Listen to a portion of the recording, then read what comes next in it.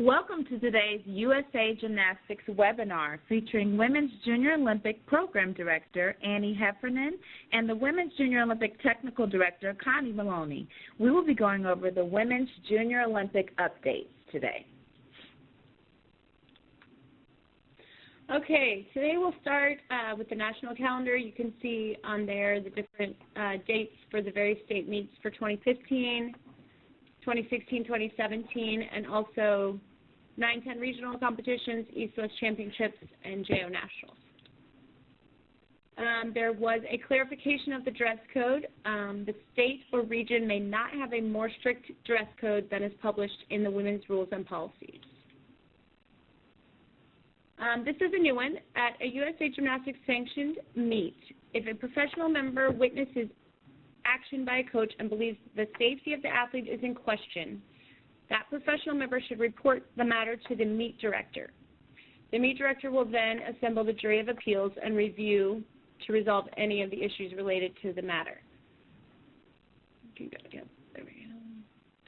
decision by the jury of appeals can include a warning to the coach for improper behavior as long as it ensures the safety of the athlete. The decision is final and is not subject to appeal. You can see in there the jury of appeals is made up of the meet director, the meet referee, the chief judge of the event in question, and if available, a USA Gymnastics representative, so your state chair, a state committee member, regional chair, anything like that. At the regional level or higher, you will have a USA Gymnastics elected administrative officer on your jury of appeals. So, update to the rules and policies. Please remember that as a meet directors are no longer required to have CD players.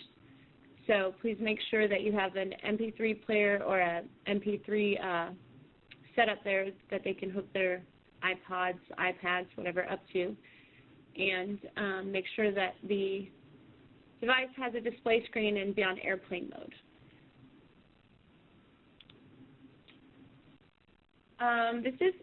This was put into place so that athletes who are U.S. citizens or non-U.S. citizens who have been training outside the U.S. and now have moved back to the U.S. and want to compete in the Women's JO program, they are eligible to petition to the regional JO chairman for entry into the program at level 8 or above. Just make sure that the petition is accompanied by a video demonstrating the athlete's skill level. And she also must show proof of residency in the U.S. This is a recommendation that was brought forth by the JO committee. The recommendation is to add Junior E, Junior F, and Senior E, Senior F age divisions to JO Nationals to replace the JO NIT, and this would allow more athletes opportunities to compete at JO Nationals. Now, please note at the bottom that this is pending approval, and this will go into effect in 2016 if it is approved. This year, both Level 9 Eastern and Western Championships will have 16 age divisions. And this is also a recommendation from the JO Committee to increase the number of qualifiers to Level 9 Eastern and Western Championships from 6 to 7 in each of the 16 age divisions. This is pending approval, as I said, and if approved, will go into effect for 2015. If there is a three-way tie, for 7th place in the all-around, the tie-breaking procedures will be applied, and the 9th place athlete will not be eligible unless there's space available in another region in that age division. Each regional administrative committee now has the right to set regional qualifying scores for levels 9 and 10, and must be approved by the National JO Chair and the National Technical Chair. This one was added, the words "in a given age group" was added to this. So this was already in the RMP, so if the athlete cannot compete in her designated age division, she may compete on another day with approval of the State Administrative Committee Chairman. She will not be eligible for awards, but she can use her score for mobility or qualification if the qualification is by score, not if it's by percent in a given age group. You can see here the different regional JO programs of the year. I'm not going to read those to you. I think you can read them.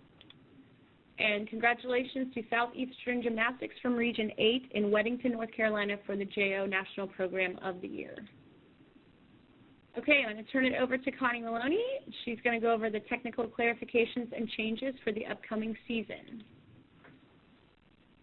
Just a reminder that the pre-placement deadline was July 31st of this year, so if you have not done so already, you will now have to go through the educational courses to receive your coaching certification.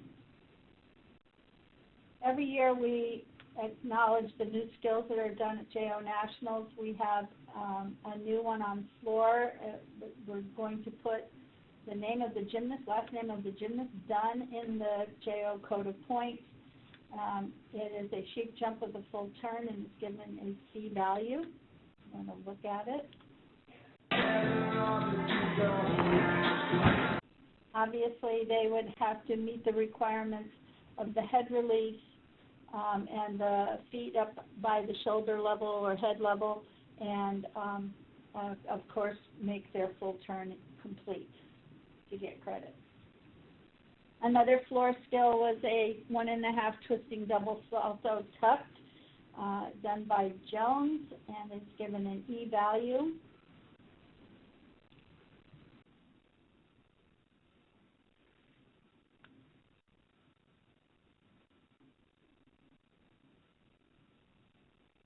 Watch it in slow motion.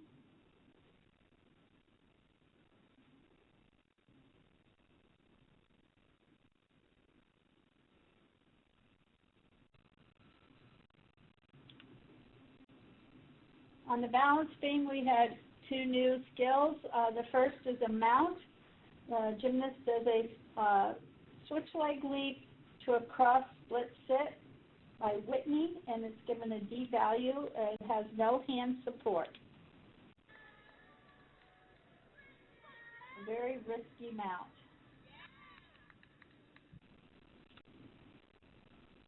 And the other skill is in the acrobatic area, a side aerial, and when she lands, she will swing her back leg, her free leg forward, upward to stand on one foot with her legs held above 140 degrees with her hand. And this is done by gymnast with the name Marinez, and it is also given a D.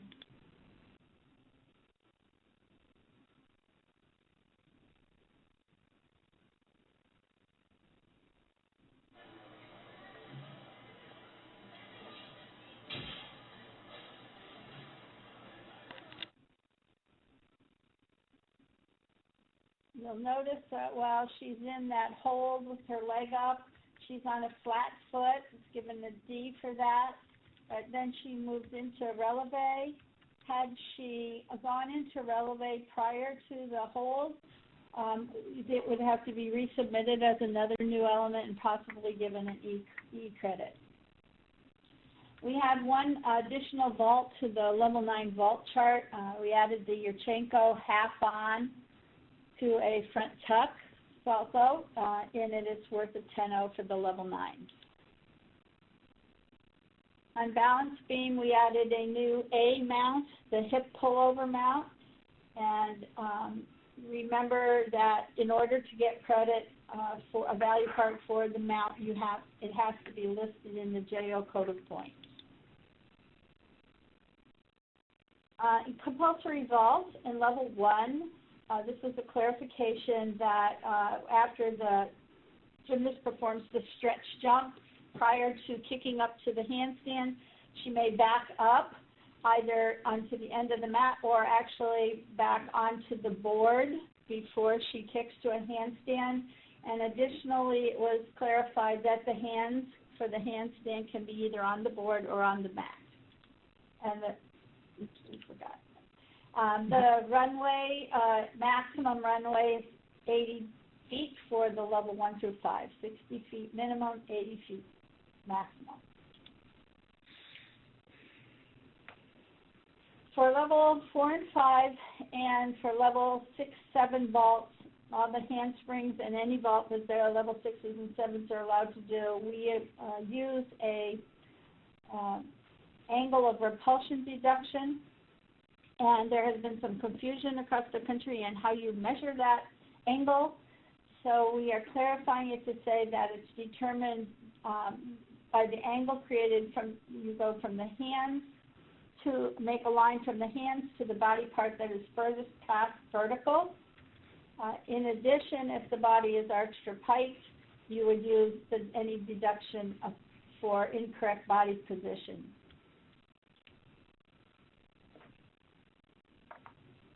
On the compulsory beam and floor, we have a deduction for failure to contract or extend on the waves and such. And there were people that were taking off attempts for both failure to contract and failure to extend on that sequential wave part in the level 4 and 5 floor and also on level 5 beam. We felt that that was too severe, so now it is corrected to say a maximum deduction of 1/10 may be applied for if you leave out both parts. Also, the level 3, 4, and 5 beam dismounts, the cartwheel to side handstand with a quarter turn off. We added a new deduction called failure to perform the quarter turn, and it's a flat 2/10. And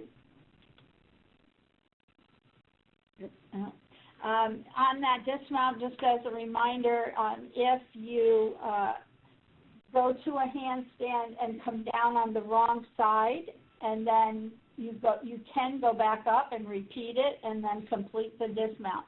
If you do not choose to go back up, then we apply the deductions appropriate for what parts were left out. And in level 5, actually, if somebody doesn't kick the vertical, doesn't hold it, doesn't do the quarter turn, it would add up to 7/10. However, the maximum you can take for an incomplete element is what the value of the element is, and in this case it would be a maximum of 0.6 plus the fall.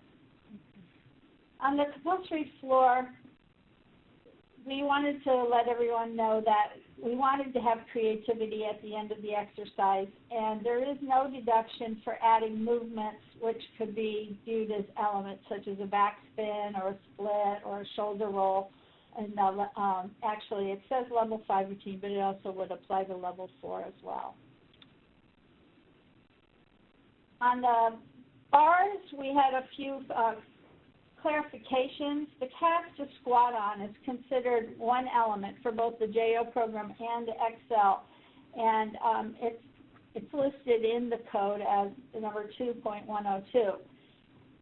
Also in the code, there's a 7.103, which is the sole circle, either forward or backward around the bar. You can also do that sole circle and then stand and jump to the high bar. That sole circle element is also a 1A element. So if a gymnast does perform the cast to squat on and then does the sole circle around and stands and jumps to the high bar, they get 2A skills. This is important for Excel and probably level 6 athletes. One big change for level 6 bars is that the special requirement was changed from one element from groups 3, 6, or 7, which are your clear hips, your Salders, and your toe on and off. Now it is stated as one 360-degree clear circling element from groups 3, 6, or 7. So no longer can level 6 gymnasts do a back hip circle or a front hip circle and fulfill this requirement. We've changed the warm-up time for bars only at level 9 and 10 state championships and above to be 2.5 minutes per athlete.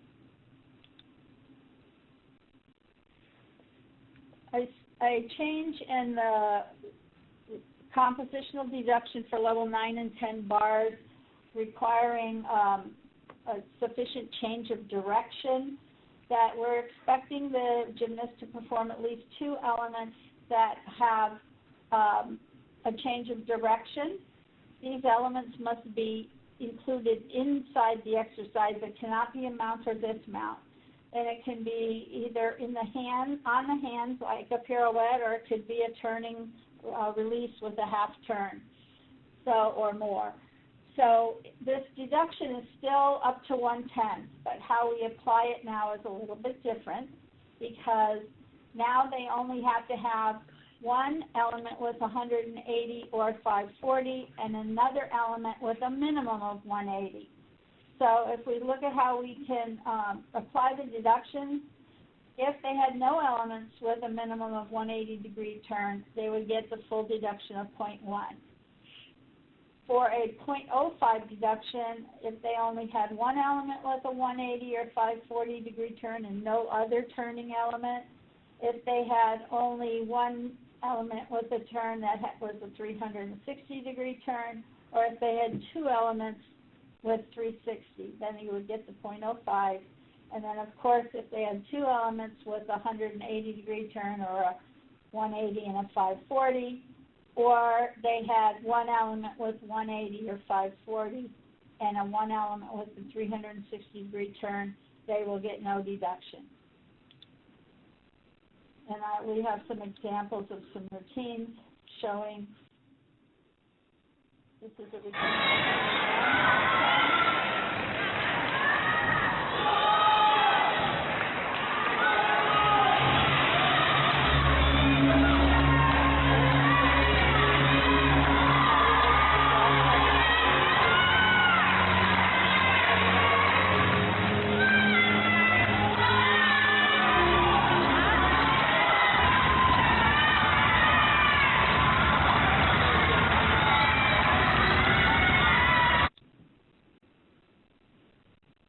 Now we see another routine where we would apply the 0.05.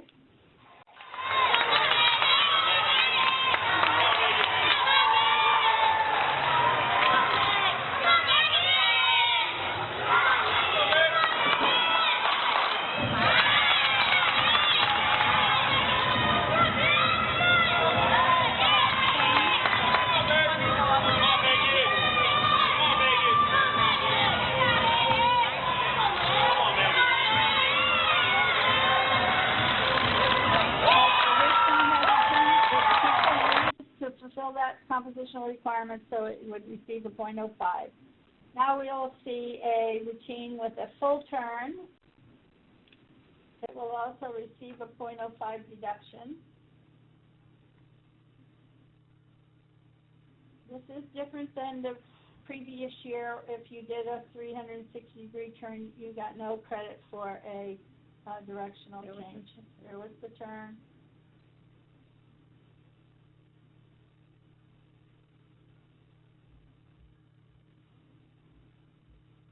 And so only one 360 and a 0.05 deduction. We also clarified the Weiler tip element, which is number 3207 and 3407.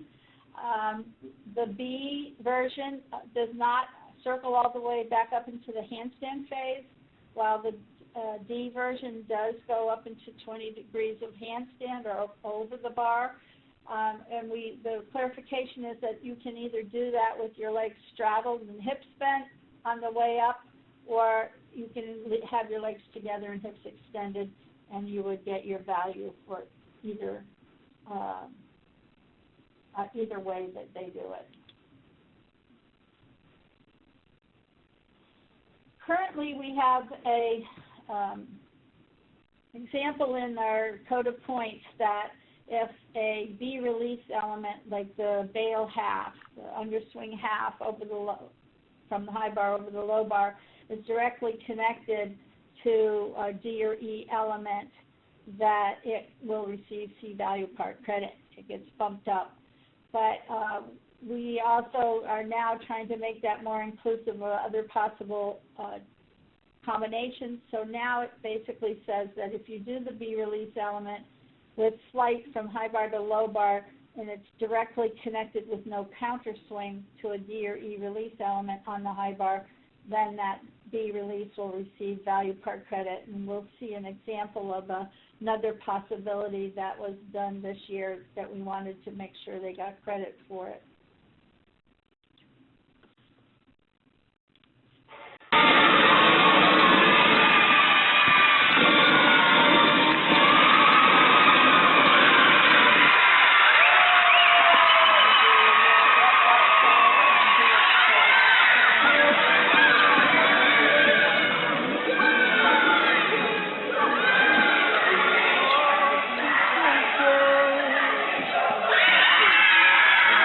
Eligible for a connection value for level 10. In level 6, clarification regarding the acro element requirement that the skill must achieve or pass through vertical. Basically, it's an inverted vertical, and it has to have the support on the hands, like through a handstand position. If they just do a basic kick up to handstand, remember that in order to get a value part for that element, it must be held for 2 seconds. Our syllabus type mounts, number 1208 and 1308, can be considered as sideward elements for the compositional credit on the beam, where they're supposed to show movements or sideways or forward and backward. Remember that a kick up to a handstand with a pirouette step down is not considered either a forward or sideward element for compositional credit. And we'll see the example of the syllabus, the real syllabus mount.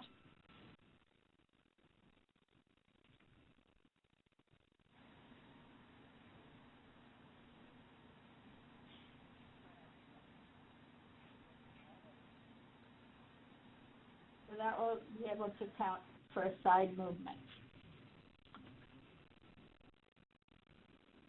Another big change for level 7, this is for floor and beam, that now the level 7 gymnasts are allowed to perform one C dance skill for B credit. If they have any additional C skills, then they would receive that 5/10 deduction for doing a restricted skill.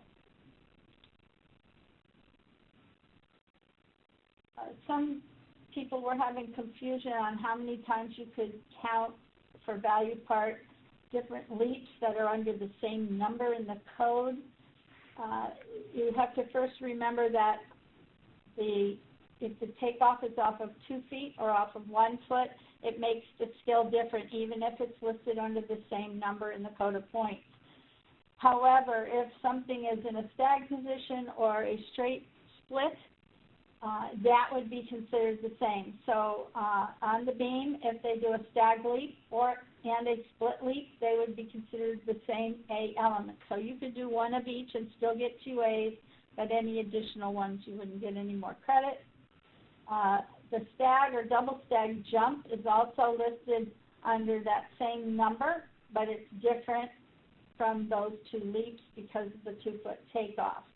And remember that the split jump on the balance beam is listed as another element, a B element, in fact, on beams, so you don't have to worry about that. On the floor, however, all of those leaps and jumps are in the same box. So, again, the stag split jump and the split jump are considered the same, and the stag leap and the split leap are considered the same. So you are limited, actually, to doing 2 of the jumps and 2 of the leaps. You'd get 4 A's if you needed to. It's recommended that the meet director be able to plug the music device into a charger while playing the floor music, or to make sure that the coaches are reminded to fully charge the device before starting the routine. We don't want anybody in the middle of the floor routine saying, your battery is low. So please be prepared, and if you can, as meet directors, provide a little area that is a charging area, that would be great. Sometimes gymnast needs to have an additional mat on the floor that overlaps the boundary, and it's been traditionally that the coach has to mark lines on that mat so that we know if the gymnast has gone out of bounds. But we've had some problems with chalk and too many lines on the mat.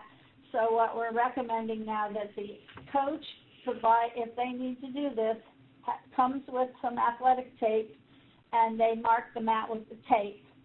If they use the chalk, it has to be removed before the next competitor needs that mat, and we're recommending that the meet director have a towel available to get rid of the chalk marks. Okay, this next few slides there have been a lot of confusion about this, and especially between JO and Excel, there are a few differences, but the main premise is that if you add or delete a back handspring, it won't make a series different. So, for example, if they did a round-off flip-flop back tuck, and then they did a round-off back tuck in their next series, the back tuck in the second series doesn't get any credit because it's considered the same in the JO program.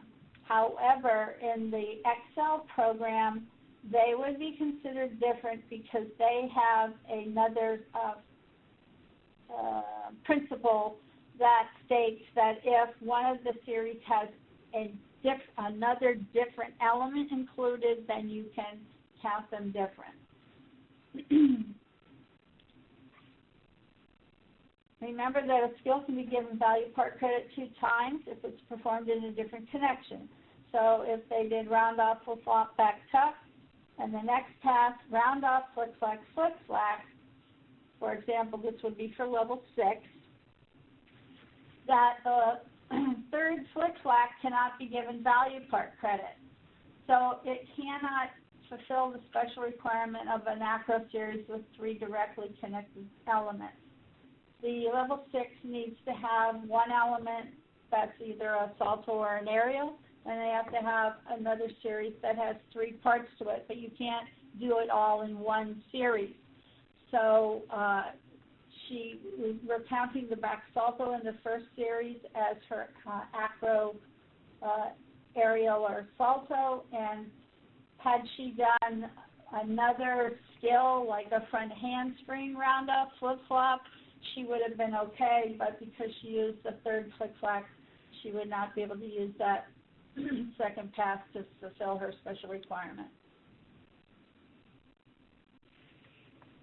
Another clarification about the coach stepping onto the floor, and this really has been in there, but I think sometimes people are being overzealous about the application of the deduction, and we don't want any deduction for a coach stepping into the corner of a Florex mat when they place or adjust or remove a mat.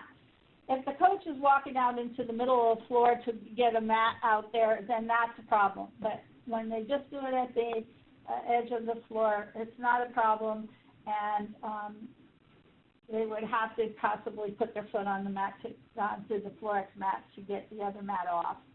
There's also no deduction for a coach stepping out onto a floor mat to remove an object that may impede or endanger the athlete. For example, she had a hair clip or something like that, and it flew off, and it's in the middle of the floor, and she has to tumble there. The coach can quickly run out and get rid of it so the gymnast does not get hurt.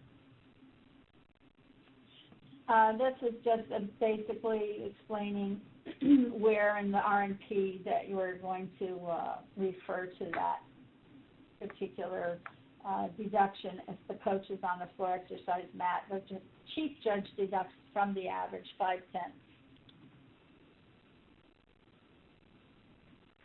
We also had some clarifications on how to apply the deductions for landing with the feet too far apart on vaulting and also for bars and beam dismounts. They are allowed to land with their feet a maximum of hip width apart, provided that they join their heels or slide their heels together as they stand up to salute. There's no deduction for that at all. However, if they land with the feet a maximum of hip width apart, and then in order to get their feet together, instead of just sliding their heels together, they pick up their foot, or they pick up both feet to bring them together, then it's considered a small step, and you have an up to 1/10 deduction. Basically, those deductions are for athletes that stick their landing, but they just have their feet a little bit wide when they land. If they land and then they take a step forward, regardless of where their feet are in the initial landing, that you would just take for the step. I remember on floor exercise when they're tumbling, the last acro element in the acro series, and they take a small step backward into a controlled lunge, if that is acceptable, we would not deduct for that. Here's some visuals of these deductions. On the left, she's done her beam dismount, and she lands with her feet apart, and she never brings them together, her heels together, so she has an up to 1/10 deduction depending on how far apart she is. If she slides them together like the girl on the right, she would get no deduction. If they land with the feet wider than the hip width, regardless of whether they join or don't join, they're getting a 1/10 deduction. Also, sometimes you'll see the athlete landing with one foot in front of the other, staggered, and we have an up to 1/10 deduction, and you can see the one on the left is a little bit wider, where you deduct 1/10, and on the right, only 0.05. Also, on the dance skills, on floor and also on beam when they land sideways, they are expected to land with their feet closed, like on the left-hand side, where she would get no deduction. If they land with their feet apart, it would be an up to 1/10 deduction. It's very commonly seen on straddle jump type elements. Some of the issues that were brought up this year in terms of judging is that if you receive a new rating or you're just getting your first rating, we really recommend that you try to practice judge at that new level before being assigned. We are now allowing the judges to receive gifts that can exceed a retail value of $20. It was a mandate prior to this that the meet director could not give any gifts at all. At state meets and above, when the competition requires a video analysis of the base score, in addition to the judges meeting, the paid judging time now starts with the scheduled meeting time, which is up to 1 hour prior to the march-in. So that will be a little different than it has in the past. And also, we have, since 2009, not had any increase in the judges' fee, so there is now a 3% increase in the hourly rate, and that's reflected in the chart in the rules and policies. This is the new rates by level. We also had some clarification on actually a change in the number of days notice required when either the meet director cancels or the judge cancels. So when you sign a contract to judge a meet, if the meet director just finds out that he doesn't need as many judges or whatever, he or she needs to give a minimum of 14 days notice for any amendments or cancellation of officials. If the cancellation of the official occurs less than 14 days prior to the meet and the officials are not able to be reassigned to another competition, then the meet director is responsible for payment of 2 hours honorarium per judge and any non-refundable expenses the judge has incurred. However, on the judge's part, if the judge can't fulfill the contract due to personal reasons, then he or she is obligated to contact the assigner to determine which officials may still be available and then call that a proper replacement.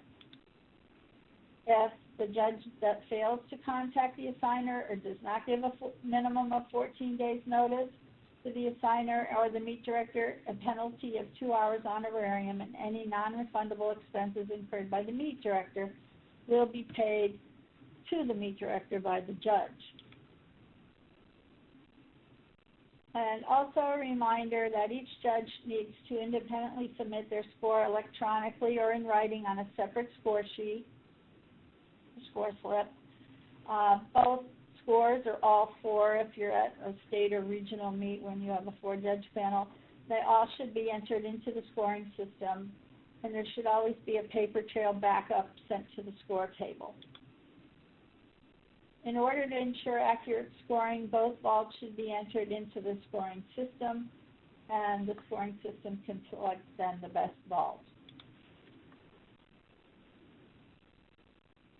With the probability of judging meets that have many different levels involved, it sometimes we make mistakes, and if we realize that a gymnast was mistakenly judged using incorrect rules for her level, then the routine could be reevaluated using the correct rules. The judges would go back and look over their shorthand and determine the correct start value and the compositional deductions for that level.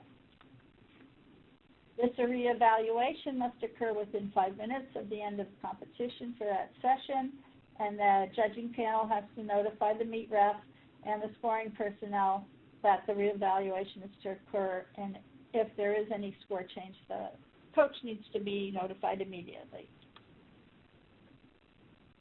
In extenuating situations at state and above meets, the meet referee has the authority now to allow a judging panel to review a routine to verify that the special requirements were actually fulfilled. The coach would be notified that a review will occur, and the judges are not allowed to take any additional deductions after the review if the special requirement or requirements in question are awarded. The technical committee is updating the level 10 practice judging and technique DVD scripts from the National and Brevet course, and we'll have that available for purchase on the USAG online store by the end of the summer, which is now hopefully by the end of September. This is not on the slide, but we are also just putting on the online store the compulsory practice judging for levels 3, 4, and 5, bars, beam, and floor, and also for optional practice judging levels 6 through 10, bars, beam, and floor. And that is available now. And then a reminder, as judges, we try to be consistent through the whole season, regardless of what type of meet you're judging, including invitationals. It's important that the athletes have an accurate assessment of their performance, especially at the beginning of the season, so they know how much work they have to do in order to qualify for their state and beyond meets. It is inappropriate for meet directors of invitationals to encourage judges to score leniently in order that they make sure those clubs come back to their meet the following year. And that is the end of the JO update for 2014-15 season. Thank you all for attending today's webinar. USA Gymnastics, begin here, go anywhere. Great job, Connie.